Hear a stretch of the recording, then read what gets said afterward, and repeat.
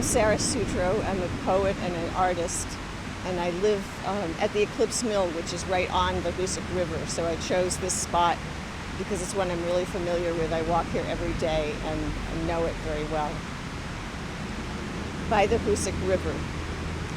Walking by the river on a grassy way, noticing how the water bends, curves, races. River, a known being with unknown boundaries. In one flood chute, a huge boulder lodged beneath a dam, evidence of the past, a mill nearby.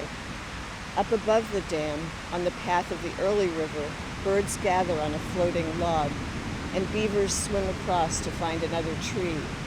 A blue heron soars by, and the shimmering river goes on and on. Stones collect on the bottom, and mud forms an inner bank as water gets deeper by the steep side of a rock face. The river's shape always changes depending on weather, first calm, then raging torrent, carving the inner bank, filling the channel with thick brown water.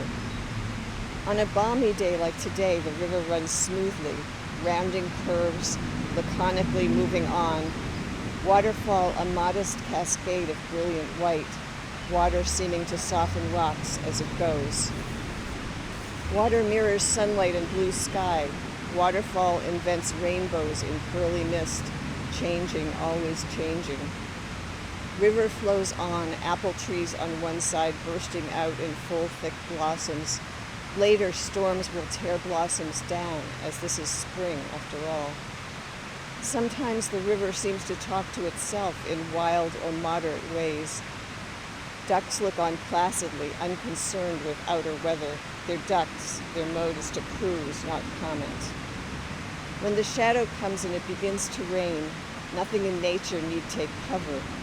Rain feeds the river system that calls back its other selves, thunders over the dam in a torrent, then subsides.